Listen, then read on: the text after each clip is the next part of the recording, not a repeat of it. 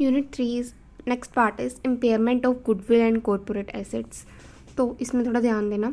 Impairment of goodwill, अगर हम business acquire करते हैं और जो हम पैसा परचेज कंसिडरेशन पे करते हैं वो एसेट से ज़्यादा है, तो जो डिफरेंस होता है वो गुडविल आएगा। नाउ गुडविल के दो केसेस हैं। सबसे पहले अगर तो गुडविल एलोकेबल है, एलोकेबल मतलब कि वो रिलेटेड एसेट्स से को मदद कर रही है पैसा कमाने में, तो एलोकेबल गुडविल के केस में हम बॉटम अप अप्रोच फॉलो करेंगे and if goodwill is unallocable on related assets then we will follow bottom up approach first, then we will follow top down approach. अब अगर क्वेश्चन में कुछ नहीं कह रहा कि गुडविल एलोकेबल है या नॉन एलोकेबल, तो हमेशा केस फर्स्ट अप्लाई होगा। Now we will starting with first case. तो इसमें मैं ऐसा करूँगी कि साथ साथ में पहले एक स्टेप कंसेप्ट का फिर एग्जांपल ऐसे पढ़ाऊँगी। सो पहला है steps for impairment under case 1 bottom approach when goodwill is allocable.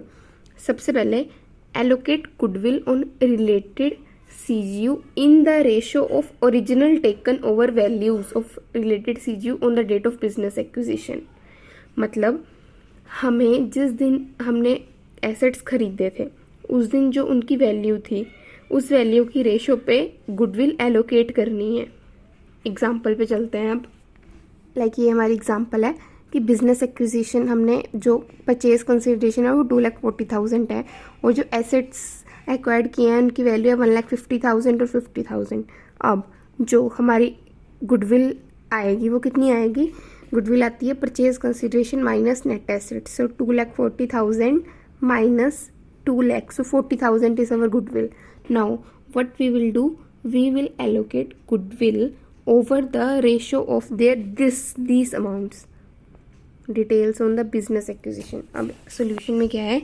Like calculation of goodwill on the date of business acquisition. Purchase हमने पहले गुडविल हमारी 40,000 आ गई, तो carrying amount for remaining life goodwill को हम 5 years पे एलोकेट करते हैं।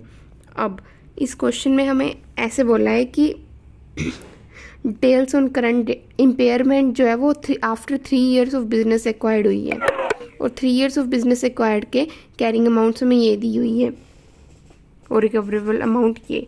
तो सबसे पहले तो हम गुडविल निकाल लेंगे और फिर अब हमारे आफ्टर 3 years मतलब कि 2 साल रिमेनिंग की गुडविल की वैल्यू आएगी 16,000।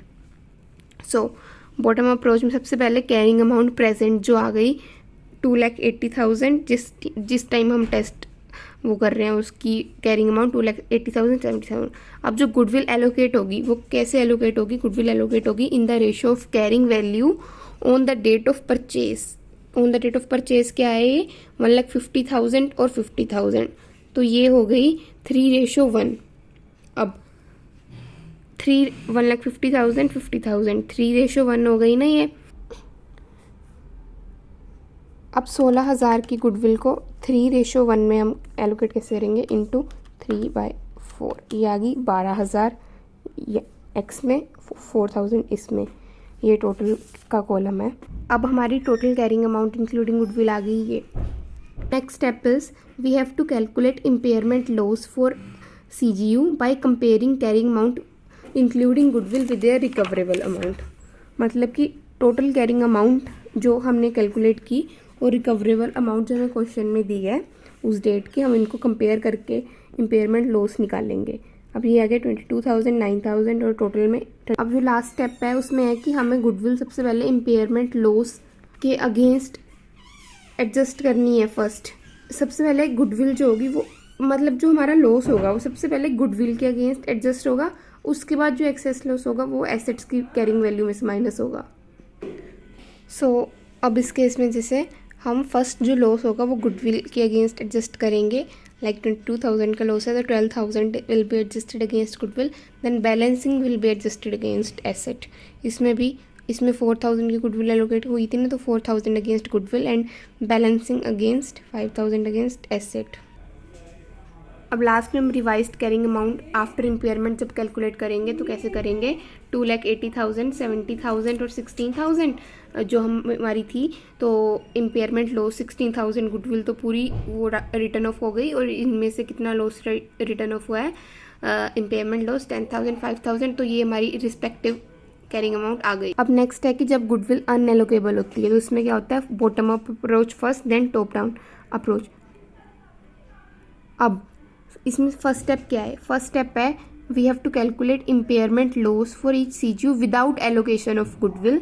मीन्स जैसे पिछले में एलोकेबल में हम गुडविल को इंक्लूड करके पहले लॉस निकालते थे, लेकिन इसमें impairment loss without allocating goodwill निकाले जाएंगे।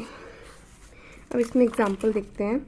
लाइक परचेज कंसिडरेशन है 12 लाख, नेट एसेट्स एक्वायर्ड है 450 350 एंड कैरिंग अमाउंट है करंट आफ्टर 2 ईयर्स की गुडविल इतनी है, ये इतना है, ये इतना है, रिकवरेबल अमाउंट इतनी है। तो इम्पेयरमेंट लॉस कैसे आएगा, carrying amount minus recoverable amount, carrying amount 470 380, recoverable amount 430 370, अब ये 40,000 10,000 आ गया। अब नेक्स्ट स्टेप क्या है, calculate revised carrying amount after impairment loss for each CGU. मतलब अब हमें रिवाइज्ड कैरिंग अमाउंट जब हमने निकाल ली, उसके बाद थर्ड है add goodwill to the total carrying amount of all CGU in company total column. अब इसमें सबसे पहले तो हमने इम्पेयरमेंट लॉस निकाल लिया ना, उसके बाद रिवाइज्ड कैरिंग अमाउंट निकाल ली, कैरिंग अमाउंट में से लॉस माइनस करके। अब जो रिवाइज्ड कैरिंग अमाउंट है, अब उसके जो टोटल कॉलम में हमने गुडविल ऐड करनी है, goodwill added to total carrying amount of all CGU. अब ये टोटल कैरिंग अमाउंट होगी। अब फिर स्टेप 4 है calculate recoverable amount at company level. अब पूरी कंपनी का रिकवरेबल अमाउंट कैलकुलेट करना है, लाइक 9 लाख। फिर इम्पेयरमेंट लॉस आ गया 140।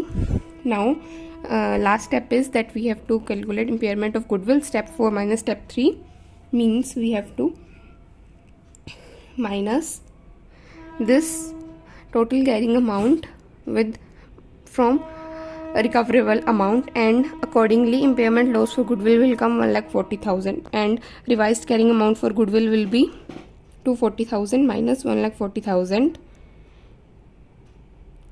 is equal to 1 lakh। Last part है कॉर्पोरेट एसेट्स। कॉर्पोरेट एसेट्स मतलब जो डायरेक्टली कैश फ्लो जनरेट नहीं करते, लेकिन वो बाकी एसेट्स को हेल्प करते हैं कैश फ्लो जनरेट करने में, ये कॉर्पोरेट एसेट होते हैं। Like corporate head office building, R&D centre etcetera. For impairment test of corporate asset we will follow the same process as we have discussed for goodwill under case of allocable and अनएलोकेबल।